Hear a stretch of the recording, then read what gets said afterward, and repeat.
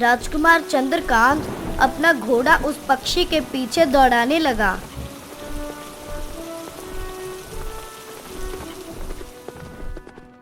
कुछ ही देर में वह एक गुफा के बाहर खड़ा हुआ था। राजकुमार चंद्रकांत, तुम्हें इस गुफा के अंदर अकेले ही जाना होगा। राजकुमार चंद्रकांत निडर होकर उस गुफा के अंदर घुस गया। अंदर घुसते ही उसने देखा कि एक बड़ी भयानक दिखने वाली औरत गुफा के अंदर बैठी हुई थी और उसके सामने कुछ लकड़ियां जल रही थी। अचानक वो भयानक औरत, जो एक डायन थी, राजकुमार चंद्रकांत की ओर देखकर बोली, तेरे शरीर की गूंज बताती है कि तू राजा आदित्य के वंशों में से है। तू यहाँ पर क्यों मरने के लिए आ गया? आज रात अमावस्या की रात है। जैसे ही अमावस्या की रात खत्म होगी तू भी पत्थर का बन जाएगा।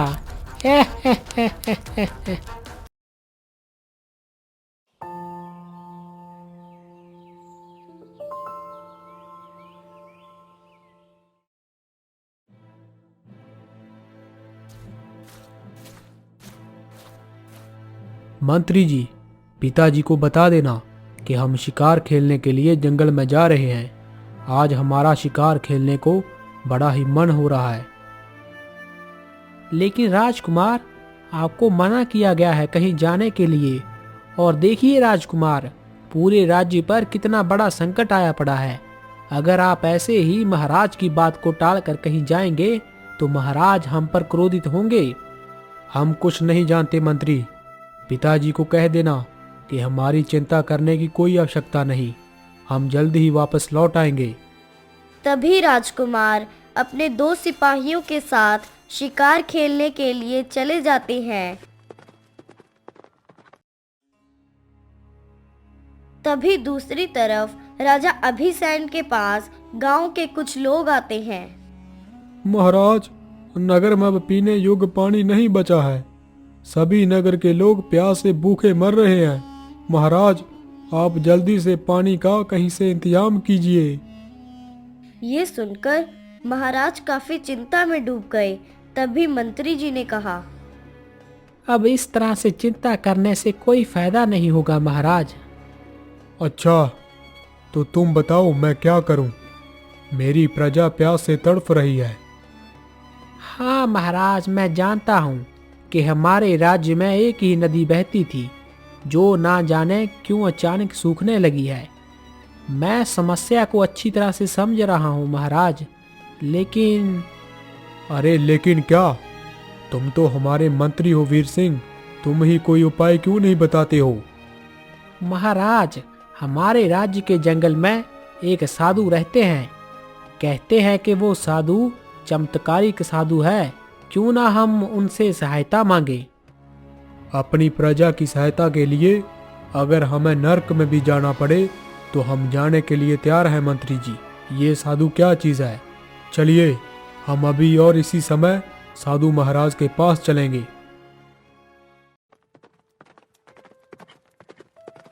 कुछ ही देर में मंत्री वीर सिंह राजा अभेशन के साथ घने जंगल में एक वृक्ष के सामने खड़ा हुआ था।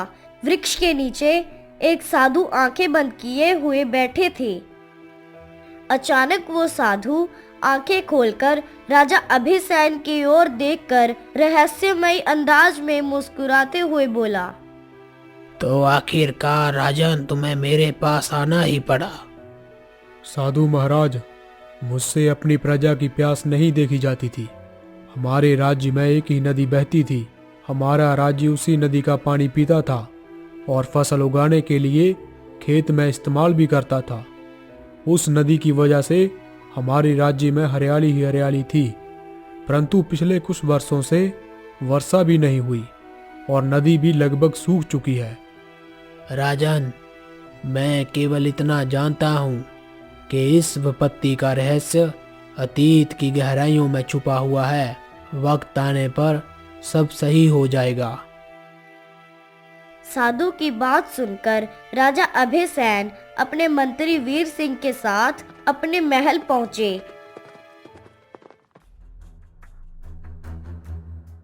तभी राजा अभिसैन की एक दासी दौड़ती हुई आकर बोली, महाराज, महाराज। क्या बात है? तुम इतनी घबराई हुई क्यों हो? महाराज, आपकी इकलौती पुत्री राजकुमारी चंद्रलेखा अचानक से पत्थर की बन गई। ये क्या बकवास कर रही हो तुम? महाराज, मैं सच कह रही हूँ। मैं राजकुमारी चंद्रलेखा के साथ उनके कक्ष में बातें कर रही थी। अचानक से देखते ही देखते मेरी आंखों के सामने राजकुमारी चंद्रलेखा पत्थर में परिवर्तित हो गई। दासी की बात सुनकर राजा अभिसैन दौड़ता हुआ अपनी पुत्री के कक्ष में पहुंच गया। अरे ये क्या हो रहा है? मेरे तो कुछ समझ नहीं आ रहा। रुक्मणी जी, आखिरकार ये सब हो क्या रहा है? इतना बोलकर राजा अभिसैन मंत्री वीर सिंह से बोला, मंत्री वीर सिंह, जल्दी से मेरे पुत्र राजकुमार चंद्रकांत को यहाँ पर बुलाओ। महाराज, राजकुमार चंद्रकांत शिकार पर गए हुए हैं। हमें उनके लौटने की प्रतीक्षा करनी होगी। वाह वाह वाह वाह! हमारा राज्य पानी की एक एक बूंद के लिए तरस रहा है और हमारे राजकुमार चंद्रकांत का शिकार खेलने का शौक ही नहीं खत्म हो रहा। हमने कितनी बार उन्हें मना किया, आखिरकार उन्हें क्या आवश्यकता थी शिकार पर जाने की? महाराज, मैंने राजकुमार चंद्रकांत को बहुत समझाया था। उन्हें कहा भी था कि महाराज आप पर क्रोधित होंगे, लेकिन राजकुमार चंद्रकांत ने मेरी एक नहीं मानी। आप तो जानते हैं महाराज कि राजकुमार चंद्रकांत कितने ही जिद्दी हैं। राजा अभिसैन मंत्री वीर सिंह के साथ अपनी पुत्री के कक्ष से बाहर निकल आया और राज्य दरबार में बैठकर अपने पुत्र राजकुमार अशोक का इंतजार करने लगा। इधर राजकुमार चंद्रकांत अपने 2 सैनिकों के साथ घने जंगल में खड़ा हुआ शिकार की तलाश में इधर उधर देख रहा था। तभी एक सैनिक राजकुमार से बोला, हाँ राजकुमार, हमें लगता है कि हम घने जंगल की ओर निकल आए हैं। अब हमें वापस चलना चाहिए। तुम जानते हो क्या सैनिक कि मैं जब भी जंगल में आता हूँ शिकार किए बगैर वापस नहीं जाता। क्षमा चाहूँगा राजकुमार चंद्रकांत, ऐसा है कि हम जिस जंगल के हिस्से में खड़े हैं, कहते हैं कि इस जंगल का ये हिस्सा बहुत ही रहस्यमयी है। तुम कहना क्या चाहते हो? यही कि राजकुमार, यहाँ पर बड़ी ही आश्चर्य घटित घटनाएं होती हैं। इस जंगल को लेकर अपने राज्य में भी अजीब और गरीब अफवाहें फैली हुई हैं।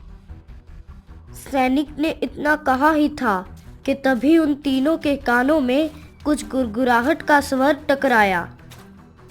तुम दोनों चौकन्ने रहो, मुझे लगता है हमारा शिकार यहीं आसपास है। तभी राजकुमार की नजर एक पेड़ के नीचे खड़े हुए एक हिरन पर पड़ी। राजकुमार चंद्रकांत ने तुरंत ही तीर धनुष में चढ़ा दिया और बड़ी फुर्ती से उस हिरन की छाती पर वार कर दिया। अगले ही पल तीर हिरन की छाती में घुस गया और हिरन घायल होकर जमीन पर गिर पड़ा। हिरन के गिरते ही राजकुमार अपने दोनों सैनिकों के साथ हिरन के नजदीक आकर घायल हिरन को देखने लगे। अचानक हिरन वहां से गायब हो गया। यह देखकर राजकुमार और दोनों सैनिक बुरी तरह से आश्चर्य में पड़ गए। अरे, ये हिरन कहाँ गायब हो गया? राजकुमार चंद्रकांत, मैंने आपसे कहा था ना कि हम जिस जंगल के हिस्से में खड़े हैं वो जंगल का बहुत ही रहस्यमय हिस्सा है। हाँ, और मैंने भी आपसे कहा था राजकुमार कि यहाँ पर बड़ी ही आश्चर्यजनक घटनाएं होती हैं। शायद तुम सही कह रहे थे। इस तरह की आश्चर्यजनक घटना मैंने आज तक अपने जीवन में कभी नहीं देखी। तभी रंग बिरंगी किरणों के साथ वहां पर एक सुंदर स्त्री प्रकट हो गई, जो राजकुमार चंद्रकांत की ओर देखकर बोली, तुम्हारा बहुत बहुत धन्यवाद जो तुमने मुझे श्राप से मुक्त कर दिया। क्या? श्राप से मुक्त कर दिया? मैं कुछ समझा नहीं। आखिर तुम कौन हो और कहना क्या चाहती हो? तुमने जिस हिरण के ऊपर तीर चलाया था वह मैं ही थी। बरसों पहले मुझे किसी ने श्राप दिया था और श्राप की वजह से मैं हिरण में परिवर्तित हो गई थी, और मेरा श्राप केवल तभी टूट सकता था जब कोई राजकुमार तीर चलाकर मुझे मार दे, और तुमने ठीक वैसा ही किया। मैं वर्षों से हिरण के रूप में इसी जंगल में रह रही थी। इस जंगल में डर के कारण कोई भी नहीं आता था। ओह, आखिरकार तुम्हें ये श्राप किसने दिया और तुम इस जंगल में कैसे? यह मैं तुम्हें अभी नहीं बता सकती। कुछ समय बाद तुम्हें स्वयं पता लग जाएगा, और मेरे बारे में भी कुछ समय बाद तुम जान जाओगे। तुमने मुझे श्राप से मुक्त किया है। इसके बदले मैं तुम्हें एक वरदान देना चाहती हूँ। कैसा वरदान? मैं तुम्हें वरदान देती हूँ राजकुमार, कि तुम अपने जीवन में एक बार क्रोधित होकर किसी को भी हाथ लगाओगे तो वह उसी समय पत्थर का बन जाएगा। क्या? ये कैसा अजीब सा वरदान है? राजकुमार चंद्रकांत, ये अजीब सा वरदान कुछ समय बाद तुम्हारे बहुत काम आएगा। इतना कहकर वह सुंदर सी स्त्री रंग बिरंगी किरणों के साथ वहीं से गायब हो गई।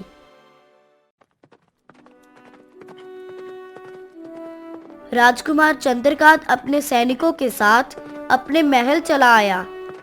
राजकुमार चंद्रकांत ने अपने महल के दरबार में कदम रखा ही था कि तभी वो अपने पिता राजा अभिषेन और मंत्री वीर सिंह के चेहरे पर चिंता को देखकर वह पूरी तरह से चौंक पड़ा।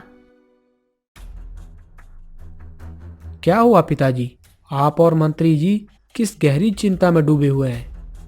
राजकुमार चंद्रकांत, तुम्हें पता भी है क्या, हमारा राज्य इस समय कितनी बड़ी विपत्ति से जूझ रहा है, और तुम ये जानते हुए भी शिकार खेलने के लिए चले गई। मैंने कितनी बार आपको शिकार खेलने के लिए रोका, लेकिन नहीं, राजकुमार चंद्रकांत को तो शिकार खेलने का बहुत शौक है। पिताजी, अगर मेरे शिकार पर नहीं जाने से राज्य पर आई विपत्ति टल जाती तो यकीन मानिए मैं कभी नहीं जाता। बकवास मत करो राजकुमार, तुम्हें पता भी है तुम्हारे पीठ पीछे महल में क्या हुआ है? क्या हुआ है पिताजी? तुम्हारी इकलौती बहन राजकुमारी चंद्रलेखा दासी से बात करते करते चाणक पत्थर में परिवर्तित हो गई है। यह सुनकर राजकुमार चंद्रकांत बुरी तरह से चौंक पड़ा कि अचानक दरबार में एक व्यक्ति पहुंचा और राजा अभिषेन की ओर देखकर बोला, महाराज, महाराज, गजब हो गया महाराज। अब क्या हुआ? तुम इतने घबराए हुए क्यों हो? महाराज, हमारा राज पहले से ही बहुत ही समस्याओं से जूझ रहा था, परंतु ये समस्या तो बड़ी ही अजीब है। अचानक से राज्य के वासी पत्थर में परिवर्तित होने लगे हैं। हाँ महाराज, क्या करें, अब आप बताएं। ये कहकर वह व्यक्ति भी पत्थर में परिवर्तित हो गया। राजा अभिषेन इससे पहले कुछ और कहता, अचानक वह भी पत्थर में परिवर्तित हो गया। यह देखकर राजकुमार चंद्रकांत पूरी तरह से घबरा गया। तभी राजकुमार चंद्रकांत ने देखा कि मंत्री वीर सिंह के पैर भी पत्थर के बन चुके थे। मंत्री वीर सिंह राजकुमार चंद्रकांत की ओर देखकर बोला, राजकुमार चंद्रकांत, आपको तुरंत महल से कुछ दूर जंगल में जाना होगा। जंगल में एक वृक्ष के नीचे साधु महाराज बैठे हुए हैं। मैं और महाराज कुछ देर पहले उनके पास गए थे। यहाँ की सारी विपत्ति उन्हें बताना, वह अवश्य ही सहायता करेंगे। मुझे लगता है कि वह जरूर कुछ ना कुछ जानते हैं। वो कोई ऐसा रहस्य है जो हमसे छुपा रहे हैं। इतना बोलकर मंत्री वीर सिंह भी पूरी तरह से पत्थर में परिवर्तित हो गया। राजकुमार चंद्रकांत बगैर देर किए हुए महल के बाहर अपने घोड़े पर बैठकर सीधा जंगल की ओर चल दिया।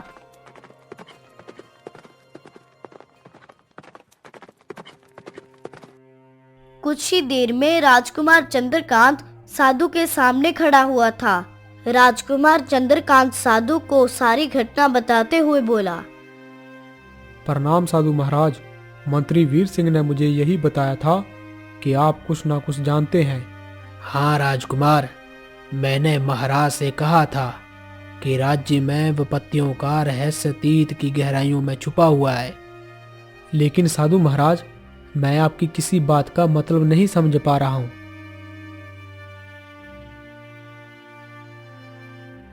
मैं तुम्हें केवल इतना ही बता सकता हूँ राजकुमार कि तुम्हारी राज्य और महल में जो विपत्ति आई है वो किसी का श्राप है, और वो श्राप तुम्हारे खानदान के अतीत से जुड़ा हुआ है। श्राप ने अपना पूरा असर दिखाना प्रारंभ कर दिया है। लेकिन साधु महाराज, आप मुझे कोई ना कोई रास्ता दिखाएं जिससे मैं अपने राज्य और अपने परिवार की मदद कर सकूं। कुछ तो बताएं महाराज। राजकुमार चंद्रकांत की बात सुनकर साधु ने अपनी आंखें बंद कर ली। कुछ देर के बाद साधु अपनी आंखें खोलकर राजकुमार की ओर देखकर बोले, राजकुमार चंद्रकांत, यहाँ से दाईं ओर का रास्ता गहने जंगल की ओर जाता है। वहाँ पर एक तालाब है, तुम्हें उस तालाब के पास जाना होगा। उस लाल तालाब के आसपास तुम्हें एक पक्षी मिलेगा जो इंसानों की भाषा में बात करता है। तुम ये सारी घटना उस जादुई पक्षी को बता देना, केवल वही तुम्हारी सहायता कर सकता है। अब देर मत करो राजकुमार, जाओ तुरंत लाल तालाब की ओर रवाना हो जाओ। राजकुमार चंद्रकांत तुरंत दाईं तरफ दिशा की ओर अपना घोड़ा लेकर आगे बढ़ गया। कुछ देर के बाद अचानक राजकुमार चंद्रकांत को एक तालाब दिखाई दिया जो रक्त की तरह लाल था। शायद यही वो लाल तालाब है जिसके बारे में मुझे साधु महाराज ने बताया था। तभी राजकुमार चंद्रकांत के कानों में एक आवाज टकराई। हाँ, तुमने बिल्कुल सही कहा।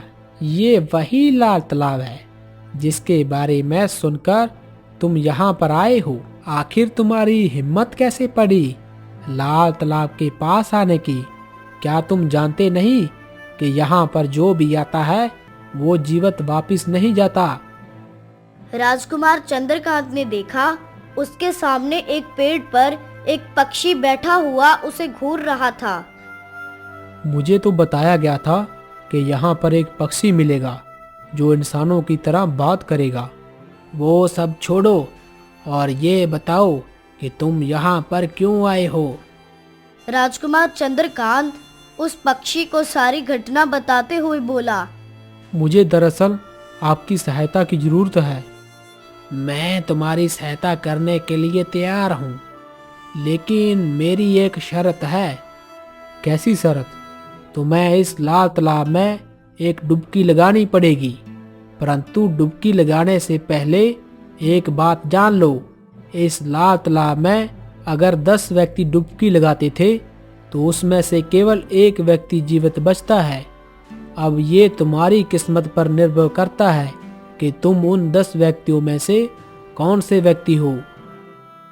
मैं अपने परिवार और प्रजा के लिए अपनी जान तक दे सकता हूँ, और अगर मुझे उनकी सहायता करने के लिए इस कड़ी परीक्षा से गुजरना पड़ेगा तो मैं तैयार हूँ। इतना बोलकर राजकुमार चंद्रकांत सीधे लाल तालाब में कूद गया और कुछ ही देर के बाद तालाब से बाहर निकल आया। अरे वाह राजकुमार, ये तुम्हारे लिए एक छोटी सी परीक्षा थी, ये जानने के लिए कि तुम्हारे दिल में अपने परिवार और प्रजा के लिए प्रेम है भी या नहीं। लेकिन वाकया में ही राजकुमार, तुम तो बहुत ही ज्यादा बहादुर हो। मैं अपने राज्य और अपने परिवार में आई विपत्तियों का रहस्य जानना चाहता हूँ। तो मेरी बात गौर से सुनो। बरसों पहले तुम्हारे राज्य में तुम्हारे पूर्वजों में से राजा आदित्य नाम का एक क्रूर शासक रहा करता था। एक दिन उसे पता चला कि उसके राज्य में 2 जादूगरनियां रहती हैं। एक जादूगरनी अच्छाई की पुजारन थी और दूसरी जादूगरनी बुराई की पुजारन थी। राजा आदित्य पहले अच्छाई की जादूगरनी से मिलने पहुंचा और उससे बोला कि वो अमर होना चाहता है, परंतु शाही की जादूगरनी ने उसकी मदद करने से साफ इनकार कर दिया। अब राजा आदित्य बुराई की जादूगरनी के पास पहुंचा। बुराई की जादूगरनी ने राजा आदित्य की बात मान ली, लेकिन एक शर्त पर। कौन सी शर्त? बुराई की जादूगरनी ने राजा आदित्य से कहा कि वो एक ही शर्त पर अमर बन सकता है, अगर वो अपने पुत्र की बलि शैतान को चढ़ा दे तो। ये सुनकर राजा आदित्य बुरी तरह से क्रोधित हो उठा और उसने उसी समय अपनी तलवार से उस बुराई की जादूगरनी की हत्या कर दी और वहां से चला गया। मगर वो जानता नहीं था कि बुराई की जादूगरनी अपनी आत्मा शैतान को सौंप चुकी थी। मरने के बाद वो एक डायन में परिवर्तित हो गई और उसने राजा आदित्य के राज्य को एक अजीब सा श्राप दे दिया। अच्छा, तुम मुझे ये बताओ कि मुझे वो डायन कहाँ मिलेगी और उसके श्राप का खात्मा कैसे किया जा सकता है? राजकुमार, मैं तुम्हें केवल उसके स्थान पर ले जा सकता हूँ। तुम्हें उस डायन को समाप्त करना होगा। अच्छा, मैं उसे कैसे समाप्त कर सकता हूँ? राजकुमार चंद्रकांत, जिस तरह से लोहा लोहे को काटता है, उसी तरह से उसके श्राप को उसका ही श्राप काट सकता है। इससे ज़्यादा मैं तुम्हें और कुछ नहीं बता सकता। अगर इससे ज़्यादा मैंने तुम्हें कुछ और बताया तो मैं भी पत्थर का बन जाऊंगा। राजकुमार चंद्रकांत गहरी सोच में डूबता हुआ उस पक्षी की ओर देखकर बोला, ठीक है पक्षी, तो फिर मुझे वहां पर ले जाओ जहां पर डायन रहती है। राजकुमार चंद्रकांत ने इतना कहा ही था कि तभी वो पक्षी सीधी दिशा की ओर उड़ने लगा। राजकुमार चंद्रकांत अपना घोड़ा उस पक्षी के पीछे दौड़ाने लगा।